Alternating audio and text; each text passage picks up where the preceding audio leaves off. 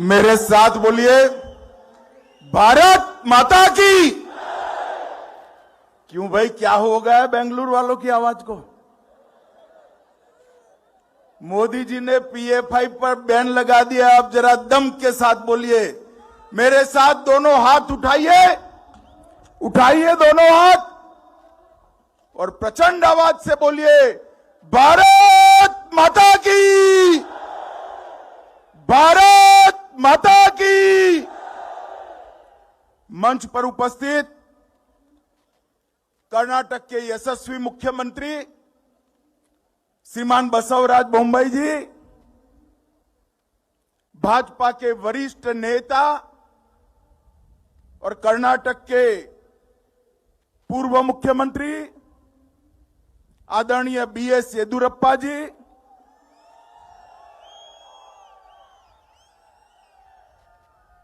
Doctor Nirmalanand Nath ji, Mahaswami आदि चुनचुनगिरी मठ, श्री शिवरात्रि देशिक केंद्र महास्वामी सुत्तूर मठ, श्री विश्व प्रसन्ना तीर्थ स्वामी जी, पेंजावर मठ, श्री सिद्धलिंग महास्वामी जी, सिद्धगंगा मठ, श्री वचनानंद स्वामी जी, श्री नजाम दूत स्वामी जी, श्री मद्रा चेन्नैया स्वामी जी, श्री चंद्रशेखर नाथ स्वामी जी, यहां पर उपस्थित विधानसभा के अध्यक्ष महोदय, आज जो दोनों महापुरुषों का अश्वारूढ़ प्रतिमा यहां पर लगा है, इस कार्यक्रम के अध्यक्ष श्री R अशोक जी और समग्र बेंगलुरु से आए हुए प्यारे भाइयों और बहनों, आप सभी को प्रणाम। आज बेंगलुरु विधानसभा, कर्नाटक विधानसभा के लिए एक ऐतिहासिक दिन है। आज कर्नाटक विधानसभा के प्रांगण में दो ऐसी मूर्तियों का अनावरण हुआ है जिन्होंने न केवल कर्नाटक, समग्र जगत के अंदर भारत और कर्नाटक का संदेश पहुंचाने का काम किया है। एक तो जगत ज्योति बसवन्ना का पूरा मूर्ति लगाया गया है और एक नाद प्रभु केम्पेगौड़ा का मूर्ति लगाया गया है। ये दोनों प्रतिमाएं विधानसभा में भविष्य में जो भी विधान सदस्य चुनकर आएंगे, उनको सामाजिक न्याय, जो जगत ज्योति बसवन्ना का मुख्य संदेश था, लोकतंत्र जिसकी स्थापना जगत ज्योति बसवन्ना ने की, और गुड गवर्नेंस और डेवलपमेंट जिसकी शुरुआत नाद प्रभु केम्पेगौड़ा ने की, इसका हमेशा के लिए संदेश ये विधानसभा से जाने वाला है। और मैं अपने आप को सौभाग्यशाली समझता हूं कि विधानसभा अध्यक्ष जी ने और मुख्यमंत्री जी ने ये पुण्य कार्य के लिए मुझे आमंत्रित किया। इसलिए मैं मुख्यमंत्री जी और विधानसभा अध्यक्ष महोदय का भी बहुत बहुत धन्यवाद करना चाहता हूं। मित्रों, जगत ज्योति बसवन्ना का पूरा यहां पर जो मूर्ति लगा है, प्रतिमा लगा है, वो प्रतिमा समग्र जगत को संदेश देगा कि भारत लोकतंत्र की जननी है, भारत से ही लोकतंत्र शुरू हुआ है। 12वीं शताब्दी में अनुभव मंडप के माध्यम से समाज के नीचे से नीचे तबके से लेकर समाज के उच्च से उच्च स्थान पर बैठे हुए लोगों को एक मंच प्रदान कर समाज की सशक्तिकरण के लिए चर्चा करने का साहस उस वक्त, उस जमाने में जगत ज्योति बसवन्ना के अलावे किसी के मन में नहीं था। महिलाओं को भी उन्होंने समान स्थान दिया। अनेक समाज की माताओं ने अनुभव मंडप के अंदर अपने अपने विचार प्रकट किए और उसका सम्मान भी हुआ। बसवन्ना ने हमें दसों की अवधारणा भी सिखाई और कई सारे समाज सुधारों को उन्होंने समग्र जगत के लिए व्याख्यायित किया। आज भी वचन आदर्श जीवन कैसा हो सकता है, उसको अगर समझना है तो बसवन्ना के वचनों के आधार पर ही जीना पड़ेगा। आज ये मूर्ति जो लगी है, मैं मुख्यमंत्री जी और अध्यक्ष जी को बताना चाहता हूं कि आपने केवल विधानसभा नहीं, समग्र विश्व में जो लोकतंत्र में श्रद्धा रखते हैं वो सभी लोगों का सम्मान बसवन्ना की मूर्ति को यहां लगाकर किया है। इसका आप दोनों को बहुत बहुत मैं बधाई और साधुवाद देना चाहता हूं। मित्रों, नाड़ प्रभु केम्पेगौड़ा ताकत आवाज में नहीं होती, विचार में होती है, क्योंकि फसल बारिश से उगती है, बाढ़ से नहीं उगती है। अगर ये वाक्य को ढंग से समझना है, किस प्रकार से अपने विचारों से युगों तक एक कंक्रीट काम की नींव डाल सकते हैं, इसका उदाहरण अगर कहीं ढूंढना है तो बेंगलुरु के रूप में नाद प्रभु केम्पेगौड़ा को समझना पड़ेगा, तब जाकर ये उदाहरण हमारे सामने आएगा। सम्राट अच्युत राय के समर्थन से केम्पेगौड़ा जी ने बेंगलुरु की मजबूत नींव रखने का फैसला किया। बेंगलुरु को सरोवरों का शहर बनाया और बेंगलुरु के अंदर सैकड़ों झीलों का निर्माण कर पानी के महत्व को समग्र विश्व के अंदर पहुंचाने का काम केम्पेगौड़ा ने किया। और आज बेंगलुरु का जो वैश्विक स्वरूप हम देख रहे हैं, उसकी नींव यही महापुरुष ने रखी थी। आज कर्नाटक विधानसभा के सामने एक और जगत ज्योति बसवन्ना और एक और नाद प्रभु केम्पेगौड़ा की मूर्ति हमेशा ये विधानसभा में चेतना का निनाद जगाए रखेगी, इसकी मुझे पूरी श्रद्धा है। मित्रों, आज नम्मा बेंगलुरु हब्बा समारोह का समारोह भी हो रहा है। नम्मा बेंगलुरु हब्बा 2023 ये बेंगलुरु के अंदर कई कलाकारों को, लेखकों को, शेफ को, संगीतकार को, संस्कृति के पुजारियों को और अनेक लेखकों के लिए एक बहुत बड़ा सांस्कृतिक मंच बना है। और ये जो शुरुआत हुई है, मैं तो आज कहना चाहूंगा इसको सालों सालों तक हर राज्य ने अपने यहां चालू रखना चाहिए।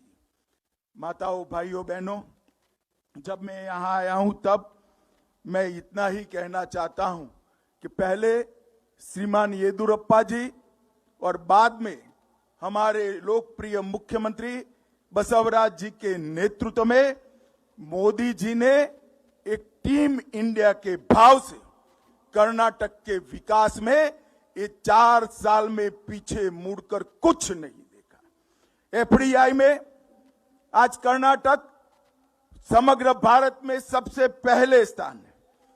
सरकार 2.72 लाख का कंक्रीट निवेश जुटा पाई है।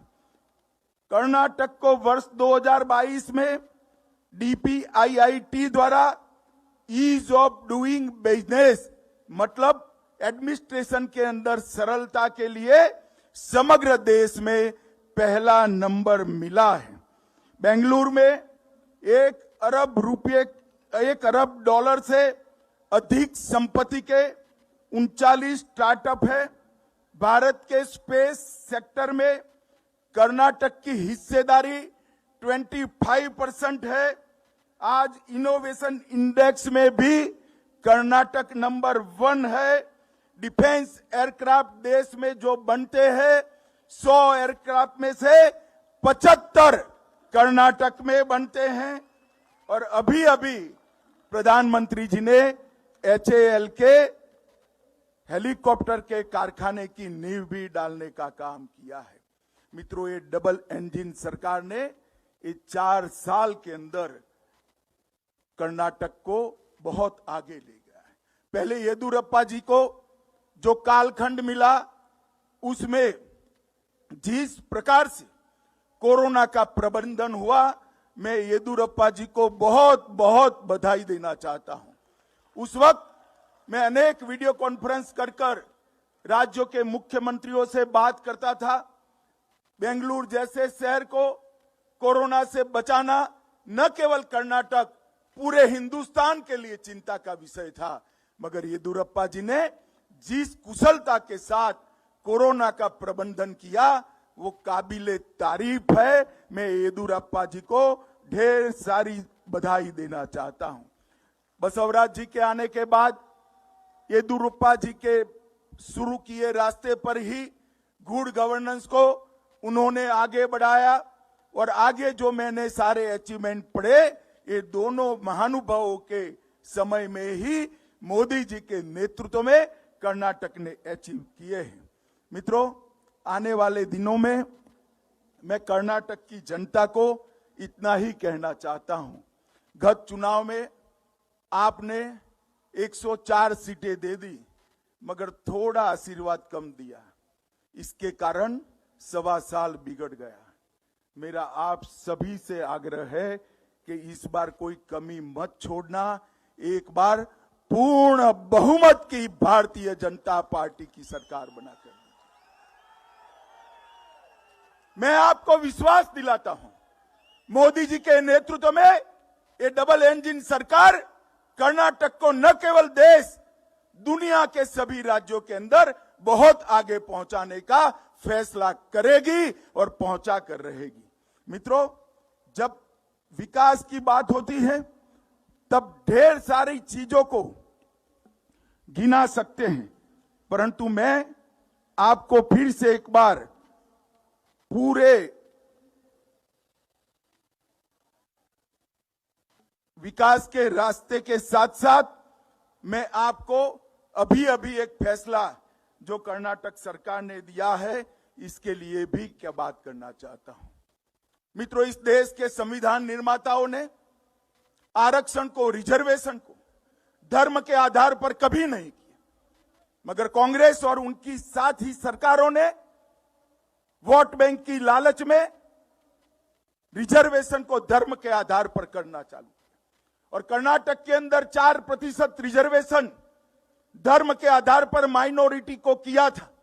बसवराज जी को लाख लाख बधाई है कि वो 4% रिजर्वेशन को उन्होंने समाप्त कर दिया, और समाप्त कर वो 4% रिजर्वेशन को वोकलिगा और लिंगायत की कैटेगरी में डालकर उन्होंने बहुत समय के बाद रिजर्वेशन की पॉलिसी को संविधान के अनुकूल बनाने का काम किया है। माताओं, भाइयों, बहनों, मैं आज बेंगलुरु में आया हूं, तब इतना ही कहना चाहता हूं कि बेंगलुरु के विकास के लिए मोदी जी ने ढेर सारे काम किए हैं। आज मैं यहां आया हूं, तब इतना ही कहना चाहता हूं कि सालों से बेंगलुरु के अंदर मेट्रो का काम लड़खड़ा रहा था। आज बेंगलुरु 100 किलोमीटर मेट्रो समाप्त करने वाला शहर बनने जा रहा है, और 13,000 करोड़ रुपया बेंगलुरु के विकास के लिए नरेंद्र मोदी सरकार ने अब तक इश्यू कर चुके हैं। इंटरनल सबअर्बन रेलवे 14,000 करोड़ रुपया दिया, और 40 मास के अंदर इसको जमीन पर उतारने का हमने काम किया। इसके साथ साथ एयरपोर्ट का एक्सपांशन किया। इसके साथ ढेर सारे, हैदराबाद को जोड़ना हो, मैसूर को जोड़ना हो या चेन्नई को जोड़ना हो, लगभग 70,000 करोड़ रुपया, मेरी बात ध्यान से सुनना, 70,000 करोड़ रुपीस ये 3 शहरों को जोड़ने वाले राष्ट्रीय राजमार्ग बनाने के लिए भारतीय जनता पार्टी की सरकार ने दिए हैं। मैं आज बड़ी विनम्रता के साथ कांग्रेस के नेताओं को यह भी पूछना चाहता हूं, 2009 से 14 आपकी सरकार थी, कर्नाटक ने आपके क्या दिया? टैक्स डेवल्यूशन और ग्रांट इन एड के हेड में 2009 से 14 तक 94,000 करोड़ रुपया दिया। कितना दिया था भाई? 94,000 करोड़ रुपीस।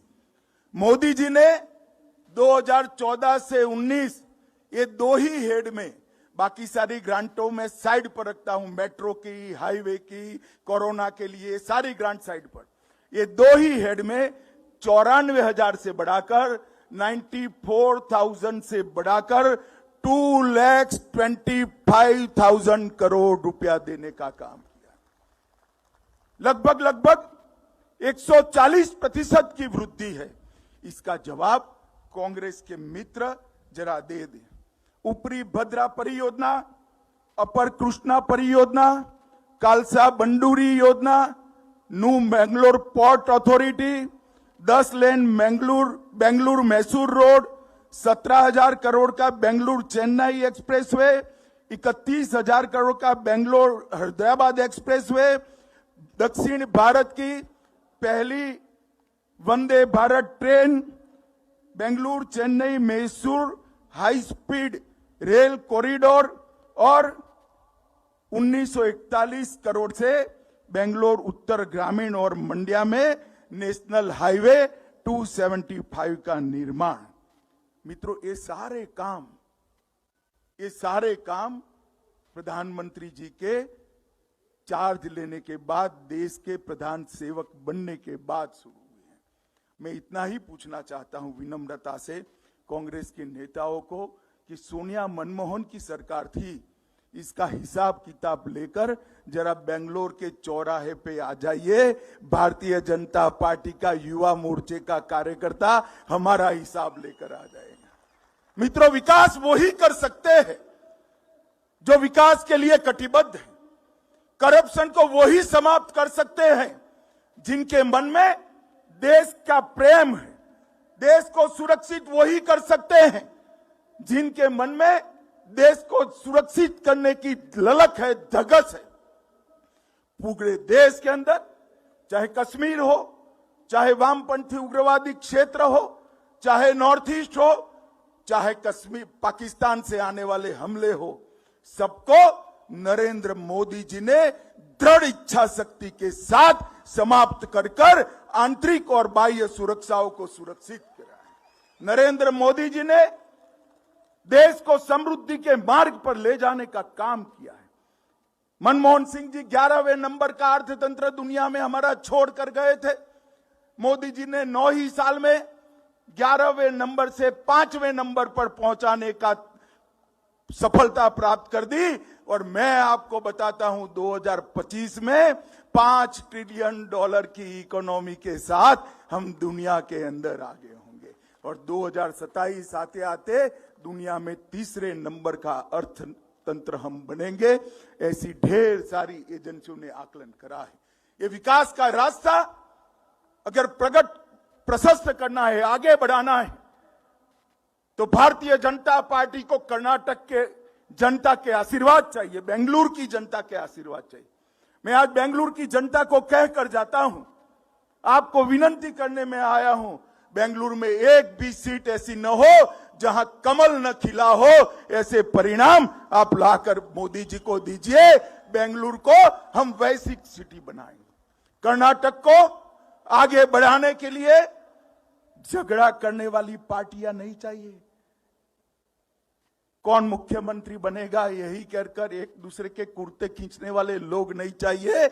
एक डिसिप्लिन देशभक्तों की टोली भारतीय जनता पार्टी जो मोदी जी के नेतृत्व में काम करती है, उसको आप आशीर्वाद दीजिए। इतनी ही मैं विनती करने के लिए आपको यहां आया हूं। आज ये दोनों महानुभावों का जो अश्वारूढ़ प्रतिमा यहां लगा है, ये युगों तक कर्नाटक की असेंबली को, दोनों महापुरुषों के संदेश को याद दिलाता रहेगा और इसी रास्ते पर ये असेंबली हमेशा चलेगी, ये विधानसभा हमेशा चलेगी, इसका मुझे विश्वास है। आप सभी का बहुत बहुत धन्यवाद। नीचे और मंच पर बैठे हुए सभी संतों के श्री चरणों में प्रणाम कर मेरी बात को समाप्त करता हूं। वंदे मातरम, भारत माता की जय। ಅಮಿತ್ ಶಾ ಜಿ ಅವರಿಗೆ ಅನಂತ ವಂದನೆಗಳು। ಈಗ ಶ್ರೀ ನಿರ್ಮಲಾನಂದನಾಥ ಮಹಾಸ್ವಾಮೀಜಿಗಳು, ಜಗದ್ಗುರು ಶ್ರೀ ಶ್ರೀ ಶ್ರೀ ಡಾಕ್ಟರ್ ನಿರ್ಮಲಾನಂದನಾಥ ಮಹಾಸ್ವಾಮೀಜಿಗಳು ಶ್ರೀ ಅಮಿತ್ ಶಾ ಜಿ ಅವರಿಗೆ ಗೌರವವನ್ನ ಸೂಚಿಸಲಿದ್ದಾರೆ, ಸನ್ಮಾನವನ್ನ ಮಾಡಲಿದ್ದಾರೆ. ಬಂಧುಗಳೇ, ಶ್ರೀ BS ಯಡಿಯೂರಪ್ಪ ಹಾಗೂ ಶ್ರೀ ಬಸವರಾಜ ಬೊಮ್ಮಾಯಿ ಅವರ ಕಾರ್ಯವೈಖರಿಯನ್ನ ಶ್ರೀ ಅಮಿತ್ ಶಾ ಜಿ ಅವರು ಮುಕ್ತ ಕಂಠದಿಂದ ಶ್ಲಾಘಿಸಿದ್ದಾರೆ.